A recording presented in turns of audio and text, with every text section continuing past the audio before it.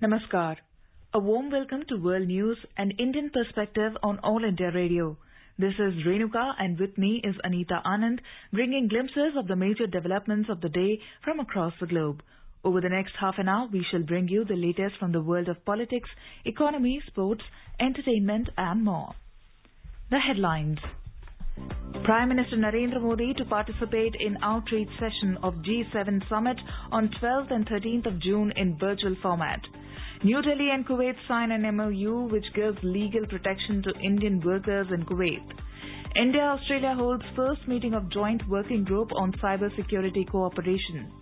President Joe Biden revokes Donald Trump executive order banning Chinese apps TikTok and WeChat. China's national legislature approves new law as the country's countermeasures against foreign sanctions. U.S. to donate 500 million COVID-19 vaccine doses to various countries. And in tennis, Russia's Anastasia Pavlyuchenkova storms into finals in women's single French Open.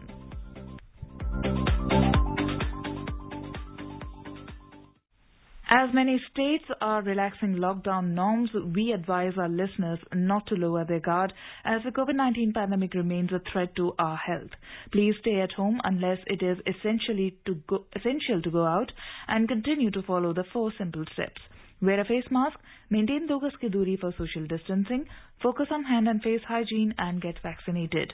For any COVID-related information and guidance, contact national helpline numbers 011 23978046 and 1075.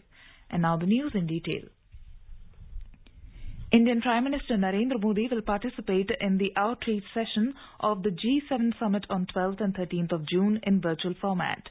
Briefing media this evening, External Affairs Ministry spokesperson Arindam Bagchi said UK currently holds the presidency of the G7 and has invited India along with South Korea and South Africa as guest countries for the G7 summit. The meeting will be held in hybrid mode. This is the second time Prime Minister Modi will be participating in G7. The UK has outlined 4 priority areas for its presidency. These are leading the global recovery from coronavirus while strengthening resilience against future pandemics, promoting future prosperity by championing free and fair trade, tackling climate change and preserving the planet's biodiversity, and championing shared values and open societies. The leaders are expected to exchange views on the way forward and on global recovery from the pandemic with a focus on health and climate change. Group of 7 G7 leaders are meeting in Cornwall, England to discuss agreements on global taxes and COVID-19 vaccine distribution. Top leaders representing Western democracies are gathering from Friday through the weekend. The United Kingdom is hosting the event to be attended by heads of government from the US, Canada, France, Germany, Italy and Japan. Leaders from South Africa, Australia and South Korea are also attending the meeting. The US President Joe Biden is on a first trip abroad to attend the meet since taking office in January. Group of 7 G7 foreign ministers began their consultations in early May to discuss Western pushback against Russia and China, the coronavirus, economic recovery and climate change. External Affairs Minister Dr. S. Jaishankar held discussions with his Kuwait counterpart Dr. Ahmed Nasser Mohammed Al Sabah. In a series of tweets, Dr. Jaishankar welcomed the openness to address the issues of Indian community in Kuwait. He said he valued Kuwait foreign minister's assessments and insights on regional issues. Dr. Jaishankar also witnessed the signing of an MOU that will give Indian workers greater legal protection. He also launched a celebration of 60th anniversary of India-Kuwait ties. He is on a 3-day visit to Kuwait. India is in touch with the Chinese side in order to seek an early resumption of travel by Indian citizens to China, especially for those who work or study there.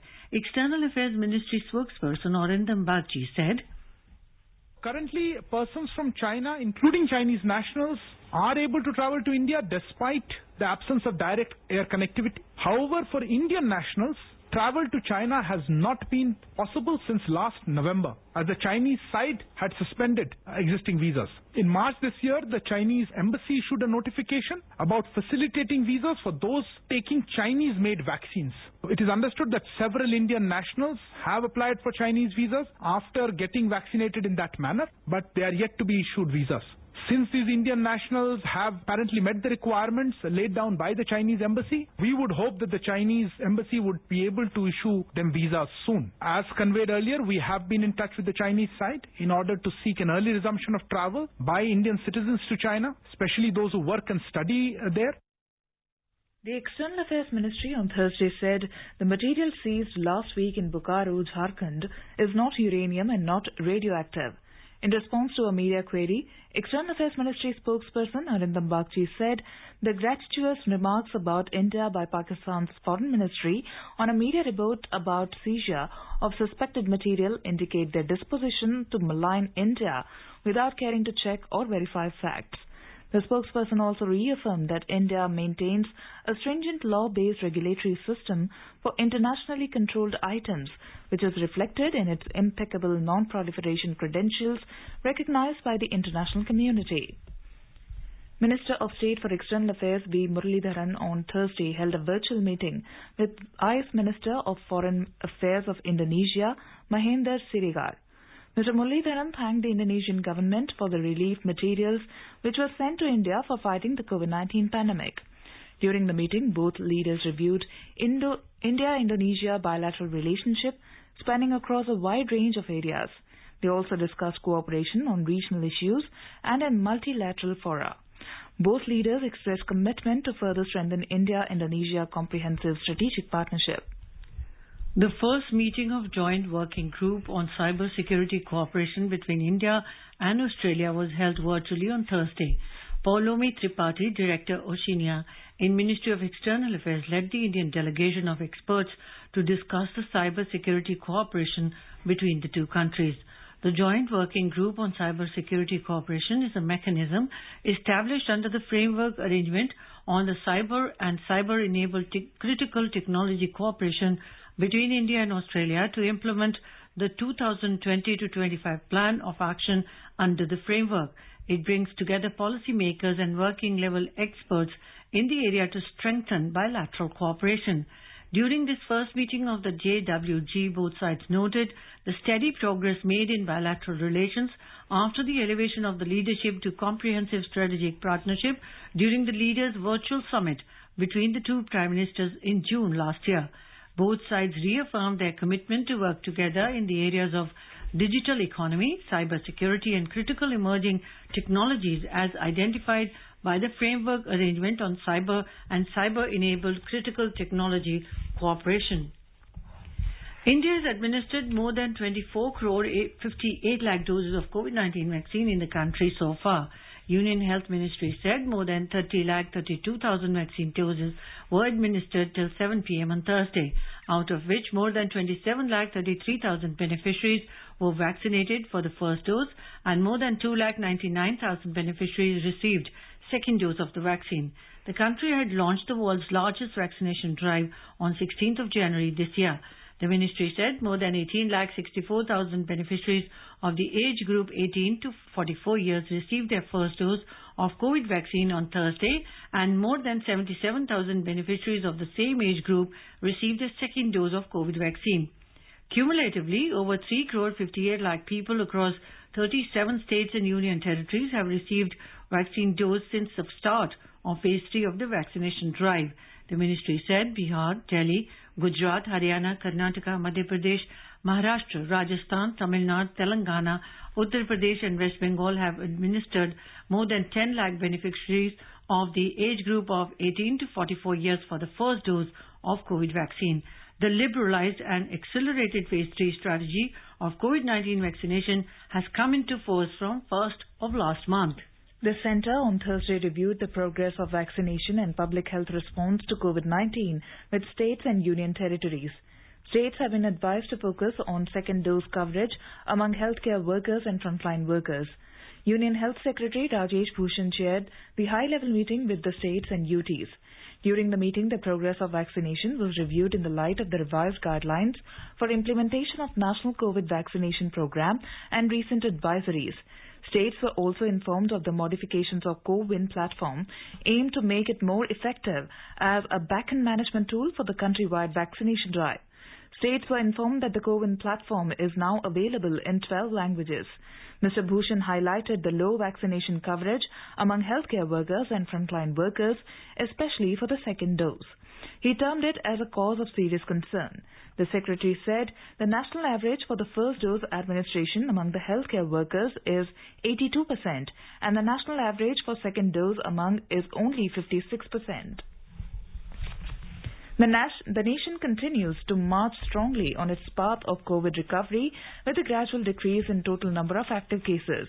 For the third consecutive day, the number of newly daily cases remained below 1 lakh figure. In the past 24 hours, over 1,51,000 COVID patients recovered from the disease, whereas in the same time span, 94,052 fresh cases were recorded nationwide. The number of fresh cases recorded is lowest in over 2 months' time span. With this, the recovery rate in the country has further improved to 94.77%. The cumulative share of active COVID cases in the country continues to witness consistent decline and comprises nearly 4% of the total reported cases. The Health Ministry has informed that currently near 11,67,000 people are reported to be suffering from the viral disease and are either hospitalized or under home isolation. The daily positivity rate also remained below 5% and much below the 10% mark for the 17th consecutive day. This is All India Radio giving you the world news. 3 steps to stay protected and stay safe from COVID-19. Wear face mask, 2 gaz ki duri to maintain social distancing, maintain hand and face hygiene.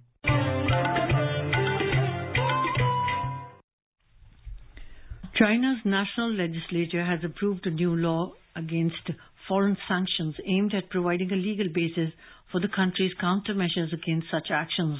The anti-foreign sanctions law was passed on Thursday at a closing session of the National People's Congress Standing Committee, but details of the law have not yet been made public.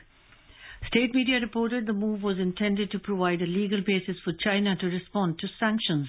It is the first major retaliatory legal move by China as it has issued counter-sanctions in response to sanctions against it from the United States, the European Union, Britain and Canada over Beijing's handling of Xinjiang and Hong Kong. Chinese Foreign Ministry spokesman Wang Wenbin said that the passage of the new law showed China's determination to protect its sovereignty and core interests and would not affect its relations with other countries. President Joe Biden has revoked an executive order from his predecessor Donald Trump banning Chinese apps TikTok and WeChat in the U.S. The ban faced a series of legal challenges and never came into force. Instead, the U.S. Department of Commerce will now review apps designed and developed by those in the jurisdiction of a foreign adversary such as China. President Biden said it should use an evidence-based approach to see if they pose a risk to U.S. national security. TikTok did not offer comment on the news. Former President Trump ordered the ban on new downloads of the viral video app TikTok, which is owned by Chinese firm ByteDance, in 2020. He described it at the time as a threat to national security.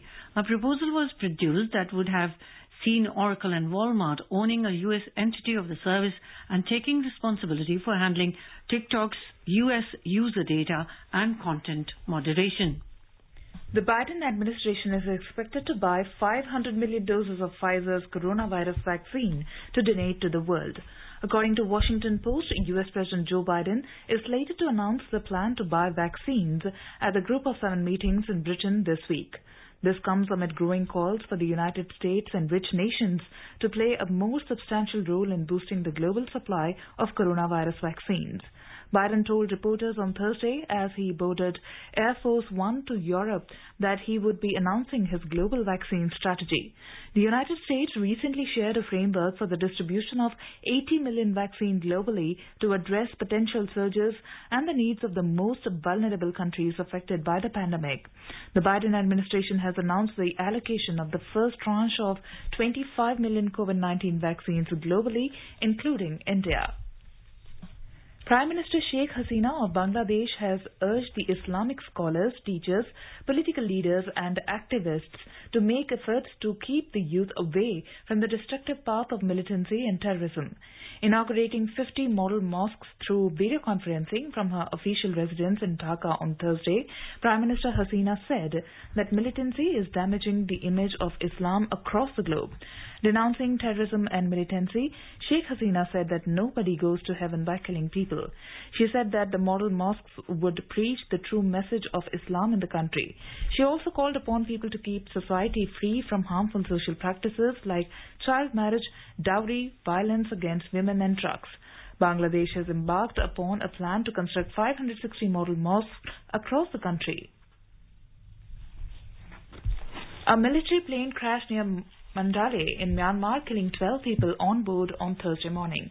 The plane had taken off from the capital city, Naypyidaw, for the town of Pien O Luin when it crashed about 300 meters from a steel plant. The plane was carrying 6 military personnel and monks who were going to attend a ceremony at a Buddhist monastery, Reuters quoted the local media. According to Irrawaddy News, well-known monk Abhishek Maharatha Guru Dr. Bhatanda Kavisara from the Zegon monastery in Naypyidaw and another monk died in the crash. One passenger and the pilot of the plane survived the crash.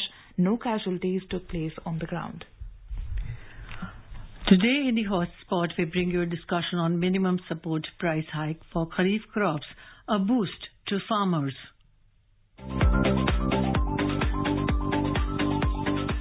Yesterday, government raised the MSP of Kharif crops for the season 21-22 with major focus on increasing the MSP of oilseeds and pulses. Mr. Harvesh Singh, what according to you is the main point of the MSP announcements made yesterday? What is the key takeaways from that? Sanjeev, it is very important this Kharif MSP is announced timely because as per the principle that MSP must be announced before the sowing of the crop. Now Kharif sowing is going to start and the government has given a clear signal to the farmer which crop they want to choose, which will be economically more beneficial to them by sowing the crop. So one important hint is there.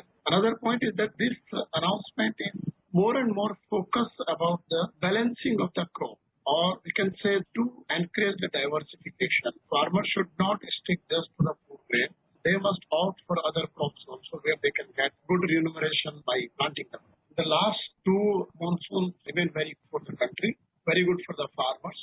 We have a lot of stocks of food grain. So we have to focus on other crops. Like on edible oil, we are still importing almost more than 65% of our requirement from abroad. So if we grow more oil seed, we can save 80,000 crore per annum. Not only save, that money will go into the pocket of the Indian farmers. It will basically keep the prices under control. So that's why we have grown more crop, particularly oil seeds. And our production of pulses reached more than 23 million tons, which is very close to our domestic requirement. If we are able to make them assure the good price, at the same time, government will procure your produce at the MSP. So both with the combination of these two initiatives resulted that we are less dependent on pulses import. Now, we can replicate this success story into oilseed also. Do you think it is possible to shift or encourage the farmers to leave paddy cultivation and go for say pulses or oilseeds? We have to come out with a solution because just MSP increase is not the only solution or a way to encourage the farmers to shift from particular crop to other crop. If productivity will not go up and these pulses varieties are not basically protected from the disease because pest attacks also happen very frequently in pulses. So this is the basically lack of research focus on these varieties of basically pulses. Our agriculture research system should focus more. They must come out with better varieties which have more yield so that economic gain can be much more than paddy. On the other hand, if you see, some state governments have taken some initiative. Like Chhattisgarh government has announced recently that farmer will move from paddy to some other crops. They will get 10,000 rupees per acre input subsidy extra. So Haryana government is also promoting that kind of a scheme. Some other states also can follow this thing. So it is not just that the income from selling that particular produce will translate this diversification, but we need a complete package of solutions. We need high-yielding varieties of pulses and oilseeds. We need proper protection to the crop from loss and maybe the insurance coverage in a better manner. And at the same time, some incentives given by the states are direct to the farmers procurement of pulses has gone up. Basically, it is not as per the program by this FCI or the state corporation. But NAFED played very important role because this deficiency payment made by the central government through NAFED, and the government has given steps that basically they can borrow up to certain level of the funds to buy pulses and oil seeds. And that if they are forced to sell at below MSP, the difference will be paid by the central government to them. They have borrowing limit with them.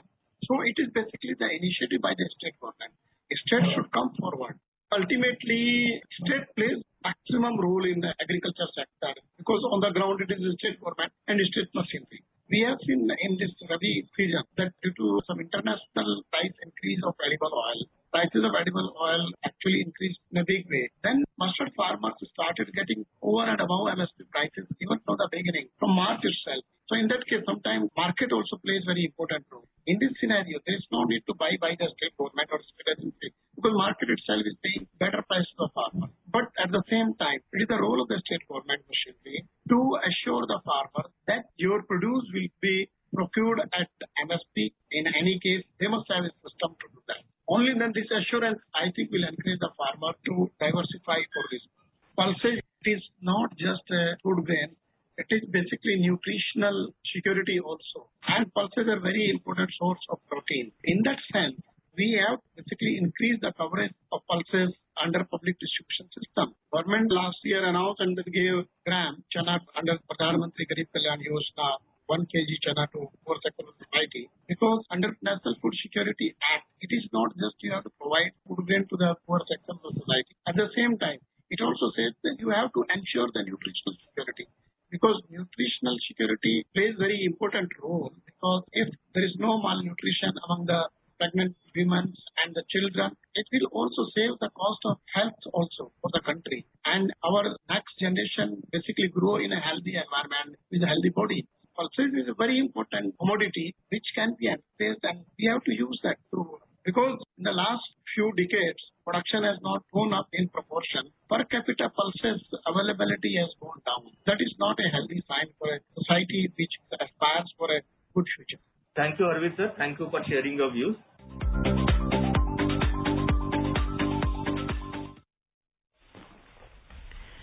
The first solar eclipse of this year occurred on Thursday beginning at 1:42 p.m. and lasted till 6:45 p.m. Indian time. The duration of this solar eclipse at greatest eclipse was around 3 minutes and 51 seconds. The full annular or ring of fire eclipse was only visible in the far north in Arctic. NASA shared the telescope view of the eclipse and also some images from East Coast. In India, the eclipse was partially visible in some parts of Ladakh and Arunachal Pradesh. The annular solar eclipse happens when the moon blocks the sunlight and casts a shadow over Earth. The Sensex and the Nifty today rose more than 0.5% amid positive Asian cues. The Sensex closed above the 52,000 mark, while the Nifty settled above the 15,700 level. The rupee depreciated 8 paise against the US currency, and global oil prices extended gains to trade above $72 per barrel. A report from the Business World. The Sensex at the Bombay Stock Exchange climbed 359 points or 0.69% to finish at 52,300. The Nifty at the National Stock Exchange also surged 102 points or 0.65% to close at 15,738. In global equity markets, the major Asia-Pacific equity indices closed with gains. China's Shanghai Composite Index added 0.5%, South Korea's Kospi, Japan's Nikkei 225 and Singapore's Straits Times gained 0.3% each. Hong Kong's Hang Seng slipped around 0.1%. European shares were trading mixed in intraday trade. Oil prices gained amid hope of rise in fuel demand in summers. Oil prices are near a 52-week high. Brent rose to trade above $72 a barrel, while WTI bounced back above the $70 per barrel mark. In intraday trade, Brent crude prices were trading around $72.50 per barrel. Back home, gold prices fell 300 rupees at multi-commodity exchange for August contracts amid fall in the prices in the international markets. Gold was trading at 48,830 rupees per 10 grams. Silver prices also declined 415 rupees to trade at 71,470 rupees per kilogram for July contracts when reports last came in. And in the forex market, the rupee weakened 8 paise to finish at 73 rupees and 6 paise against the US dollar. Rajesh Lake for World News, All India Radio. Now the sports news. In the French Open tennis, Russia's Anastasia Pavlyuchenkova has stormed into the world women's singles final, beating Slovenia's Tamara Zidansek 7-5, 6-3. She will vie for her maiden Grand Slam title against the winner of the second semi-final, now underway between Maria Sakkari of Greece and Barbora Krejcikova of the Czech Republic. In men's section, 13-time champion Rafael Nadal and top-seeded Novak Djokovic will face each other in semi-final tomorrow. As the Tokyo Olympics Games are knocking at the door, All India Radio has started a series on the preparations for the Games. In the series today, we will feature table tennis.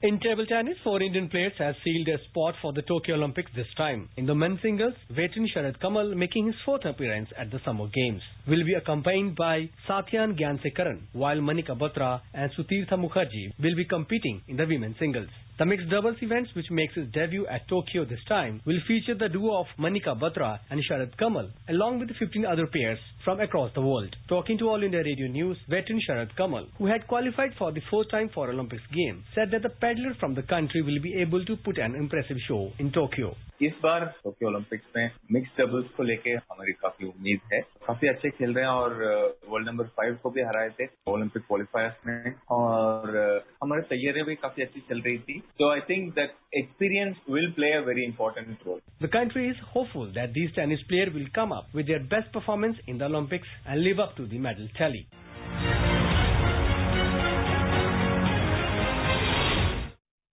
Now let us take a look at the major developments around the world as reported in the foreign press. Washington Post highlight that India's pandemic surge eases, a race begins to prepare for a possible next wave. Paper also mentions that Biden to meet with Boris Johnson announced US vaccine donation ahead of G7. New York Times writes consumer prices jumped 5% in May from year earlier, faster than expected. Wall Street Journal also reports that the consumer prices rose 5% in May in US. Financial Times says Biden-Johnson talks undermined by deep concerns over Northern Ireland. The Guardian quoting EU saying that Boris Johnson must respect rule of law and implement Brexit deal.